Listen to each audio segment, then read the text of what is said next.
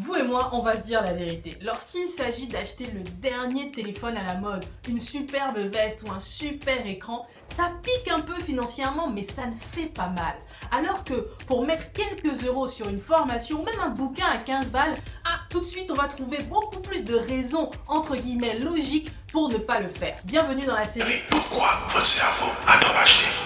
En réalité, il ne s'agit pas juste d'une question de gestion de priorité ou de gestion budgétaire. Ça va plus loin que ça. Lorsque vous êtes en face d'une veste ou de la dernière paire de sneakers, dans votre cerveau, le circuit de récompense va s'activer et vous allez avoir un shot de dopamine. Pourquoi? Parce que c'est un héritage ancestral. Le cerveau n'aime pas attendre. Il aime la satisfaction immédiate, la récompense immédiate. Nos ancêtres, à l'époque, n'avaient pas, par exemple, la nourriture en illimité comme aujourd'hui. Et donc, dès qu'ils voyaient une proie, il fallait chasser, il fallait manger maintenant. Dès qu'il y avait un danger, il fallait courir. Dès qu'il y avait une opportunité, il fallait agir. Nous avons gardé ce mécanisme, en fait, de nos ancêtres. Ce qui se passe, c'est que lorsque vous voyez la veste ou la dernière paire de sneakers, oh my God!